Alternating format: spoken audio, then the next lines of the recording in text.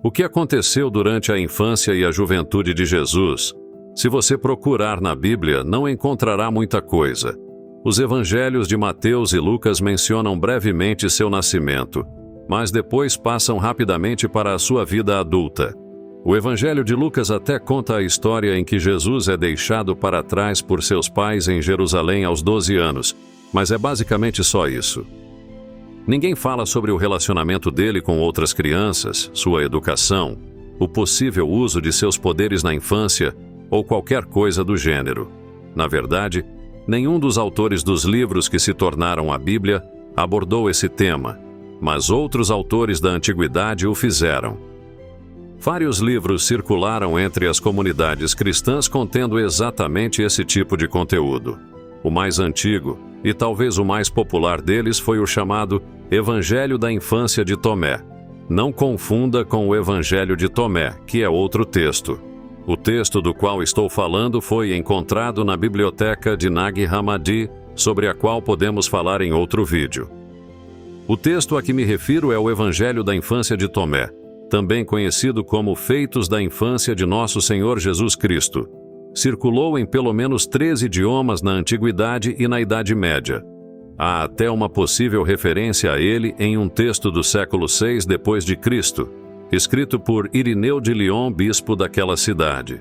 Portanto, é realmente um livro muito antigo e, mais do que isso, extremamente curioso, pois a imagem do jovem Jesus que apresenta vai contra todas as expectativas, ou pelo menos contra as expectativas modernas. Mas, sem mais delongas, o que esse texto realmente diz? Bom, o livro começa com as seguintes palavras: Eu, Tomé, o israelita, proclamo a todos vocês, irmãos entre os gentios, para tornar conhecida a grandiosa infância de nosso Senhor Jesus Cristo, e quantas coisas ele fez tendo nascido em nossa região. A partir daqui é apresentada uma série de momentos da infância de Jesus, começando pelo que talvez seja o episódio mais famoso de todos, que aparece até mesmo no Alcorão e em filmes de Hollywood: Jesus dando vida a alguns pássaros de argila. Mas essa história no Evangelho da Infância de Tomé é muito mais complexa e curiosa do que isso. O contexto da história, na verdade, é o seguinte: de acordo com o texto, quando Jesus tinha 5 anos, estava brincando em um riacho. Ele separou as águas do riacho em diferentes poças e as purificou milagrosamente usando apenas o poder de sua palavra. Durante essa brincadeira, ele também pegou um punhado de argila e moldou 12 pardais. Mas, em um certo momento, um homem viu Jesus fazendo essas coisas e, como era o sábado, foi correndo até José para lhe dizer que seu filho estava profanando o dia sagrado. Então José imediatamente foi até o riacho e questionou o jovem Jesus, dizendo: Por que você está fazendo essas coisas no sábado, coisas que não são permitidas? Jesus, ao ouvir isso, apenas bateu palmas e disse aos pardais: Vão! Eles então ganharam vida e voaram para longe. Todos ficaram maravilhados e foram contar às autoridades locais o que havia acontecido. Essa história, por mais estranha que possa parecer à primeira vista, se refere a temas comuns que também encontramos nos evangelhos canônicos. No entanto, aqui os encontramos de forma mais alegórica. Nos evangelhos canônicos, Jesus também é confrontado por violar o sábado, por exemplo. E esses 12 pardais a quem Jesus diz vão, provavelmente se referem ao envio dos 12 apóstolos. Veremos que essas alegorias aparecem por todo o evangelho da infância de Tomé. Mas voltando à história dos pássaros de argila, o texto diz que no mesmo momento em que Jesus brincava no riacho, o filho de um escriba pegou um galho e começou a desfazer as poças que Jesus havia feito. Ao ver isso, Jesus disse ao menino: Ó injusto, ímpio e tolo, que mal lhe fizeram as poças e as águas?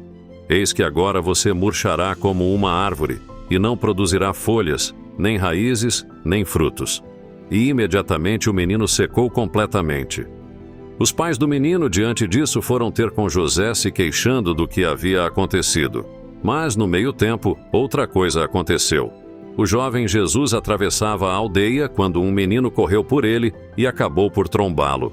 Com isso, Jesus ficou extremamente furioso e disse: Não continue o seu caminho. e o menino caiu e morreu na hora. Os pais desse menino também foram ter com José e lhe disseram: Você não pode viver com o menino assim entre nós na aldeia, pois ele está matando nossos filhos. Então José finalmente decidiu repreender Jesus com mais firmeza. Mas Jesus, sabendo que essa repreensão vinha de acusações de outras pessoas, coisas que José não tinha visto, mas que lhe haviam sido relatadas, cegou todos os seus acusadores na aldeia. Obviamente, José não gostou dessa reação à repreensão e deu um puxão de orelha literal em Jesus, puxando a orelha dele com força. Jesus também ficou profundamente irritado com isso e disse a José: É o suficiente para você buscar e não encontrar. Certamente não agiste com sabedoria. Você não sabe que eu sou seu filho? Jesus rebate a repreensão de volta para José. Seja qual for o significado exato dessas palavras de acordo com o texto, um professor que estava por perto fica muito impressionado com a maneira como Jesus fala com seu pai e se oferece para começar a educação formal de Jesus. O problema é que, durante as aulas, Jesus acaba ensinando muito mais ao professor do que o professor a ele. Por exemplo, o professor começa a ensinar as letras gregas a Jesus, mas Jesus o interrompe e começa a ensinar o significado secreto e mais profundo das letras ao professor, o que o deixa muito constrangido por não ter esse conhecimento mais avançado. Ele acaba devolvendo o menino a José, dizendo o seguinte: Eu não consigo suportar a severidade do seu olhar, nem entender sequer uma vez a sua palavra. Este menino não nasceu deste mundo. Ele deve ter nascido antes da criação do mundo. E o professor também diz a José: Leve-o para sua casa, ele é grandioso. É um Deus ou um anjo, ou o que devo dizer? Eu não sei. Depois disso, 2 outros professores tentam educar Jesus. O primeiro desses outros professores também começa com aulas de letras gregas, e Jesus novamente o interrompe falando sobre o significado por trás de cada letra. Mas esse novo professor é menos paciente do que o primeiro. Então ele imediatamente dá um tapa na cabeça de Jesus. Em resposta, Jesus fulmina o professor e o mata. Compreensivelmente horrorizado por esses eventos, José pega Jesus e foge da aldeia. A história continua com Jesus realizando mais milagres, alguns benéficos, outros destrutivos, todos demonstrando seus poderes extraordinários. Vemos ele curando os enfermos, dando vida às coisas e até mesmo parando o curso do sol. Esses eventos causam tanto medo quanto admiração, e as pessoas não sabem bem como reagir a essa criança poderosa em seu meio. A narrativa levanta questões sobre a natureza de Jesus, seu relacionamento com seu pai terreno e o controle que ele tem sobre a vida e a morte. É importante lembrar que o Evangelho da Infância de Tomé não é considerado escritura por nenhuma denominação cristã importante. É considerado um texto apócrifo, ou seja, um texto de origem incerta e precisão questionável. No entanto, oferece um vislumbre fascinante de algumas crenças cristãs primitivas sobre a infância de Jesus e a natureza de sua divindade. Também fornece uma janela para os tipos de histórias que circularam entre alguns dos primeiros cristãos, mas que acabaram sendo excluídas da Bíblia. Além dessas aventuras escolares, o Evangelho da Infância de Tomé também conta várias outras histórias que se passam em diferentes contextos. Como são muitas, resumirei aqui apenas algumas que considero as mais interessantes. Em uma delas, por exemplo, Jesus sai com seu irmão Tiago para buscar lenha. Uma víbora morde a mão de Tiago e ele começa a perder as forças. Então Jesus rapidamente sopra a mordida na mão de Tiago, e isso faz com que a víbora exploda. Seu irmão se recupera. Em outra história muito interessante, conta-se que Jesus brincava no telhado com outros meninos. Um deles acaba caindo e morrendo acidentalmente. Os outros meninos fogem assustados com isso, mas Jesus permanece no local.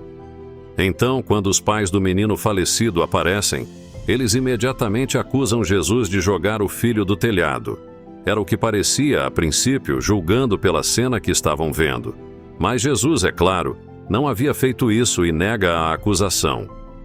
No entanto, os pais insistem em culpar e insultar Jesus. Então Jesus pula do telhado, vai até o corpo do menino morto e grita: Zeno, que era o nome do menino, Levante-se e me diga: eu te joguei do telhado? O menino Zeno se levanta e responde: não, senhor, você não me jogou, mas me ressuscitou. Os pais do menino ficam absolutamente maravilhados e agradecem a Deus por esse milagre. Em várias outras histórias, o jovem Jesus faz coisas espetaculares, como ressuscitar crianças e adultos. Mas também há histórias em que Jesus faz coisas impressionantes, mas não exatamente milagrosas. Por exemplo, em uma delas, um dia José estava construindo uma cama para um homem rico. Esse era o ofício de José, ele era carpinteiro. Mas ele acaba fazendo uma peça muito curta para a cama, e isso ameaça jogar todo o projeto no lixo. No entanto, Jesus encontra uma solução técnica inteligente para resolver o problema, quase como uma façanha de engenharia, e salva o dia para o trabalho de seu pai. Então, no geral, essas histórias do Evangelho da infância de Tomé afirmam não apenas os poderes mágicos de Jesus, capaz de dar vida a pássaros de argila ou ressuscitar os mortos, mas também sua inteligência e seu conhecimento das coisas humanas e divinas. E há mais uma última história que vale a pena mencionar, que é a história que conclui este livro. É outra história muito famosa, mas esta última história não é famosa por causa deste evangelho apócrifo, e sim por causa de um evangelho canônico, que é o Evangelho de Lucas. Esta é a história que mencionei no início, de quando Maria e José vão com Jesus a Jerusalém quando ele tinha 12 anos. No caminho de volta, acabam deixando o menino para trás. Então, quando finalmente percebem que Jesus não estava com o grupo, eles voltam e encontram o menino sentado com vários professores discutindo a lei e os profetas, e impressionando a todos com seu conhecimento das Escrituras. Esta história, como eu disse, está no Evangelho de Lucas, e é uma das pouquíssimas passagens que encontramos nos evangelhos canônicos sobre a infância de Jesus. De certa forma, como vimos no vídeo sobre o Evangelho de Tiago, esse silêncio a respeito do que aconteceu nos primeiros anos de Jesus provavelmente foi um estímulo decisivo para a produção desses evangelhos posteriores que abordam especificamente a origem e a infância de Jesus. Bom, antes de concluir, vale a pena considerar uma questão que inevitavelmente surge ao longo da leitura deste livro. Como a maior figura do cristianismo, o próprio Cristo pode ser representado como uma criança aparentemente tão mal educada, que mata amigos e professores por qualquer bobagem e nem sequer aceita uma repreensão de seu próprio pai? Como um texto como esse poderia ter sido útil para promover a adoração a Jesus, fortalecendo sua identificação como o Messias, o Filho de Deus, o Salvador da humanidade, ou algo assim? É ele quem tira a vida das pessoas e a devolve, purifica o que é impuro apenas com o poder de sua palavra. Ele sabe todas as coisas, sejam humanas ou divinas. Logo, ele realmente possui muitas características de um Deus. Mesmo algumas coisas mais assustadoras, como matar um menino só porque ele esbarrou nele acidentalmente, podem ser consideradas perfeitamente divinas se considerarmos a imagem de Deus que existia naquele contexto. Talvez, por exemplo, a história de Uza e a Arca da Aliança no Antigo Testamento. Nessa história, a Arca da Aliança, onde Deus estava entronizado de acordo com o texto, estava sendo transportada em uma carroça. Em um certo momento, os bois que carregavam a carroça tropeçam e a carroça sacode. Um homem chamado Uza, que acompanhava o transporte da arca, imediatamente estende a mão e segura a arca para que ela não caia. Por causa disso, imediatamente a ira de Deus se acende contra Uza, como diz o texto, e Uza é fulminado e cai morto ali mesmo ao lado da arca.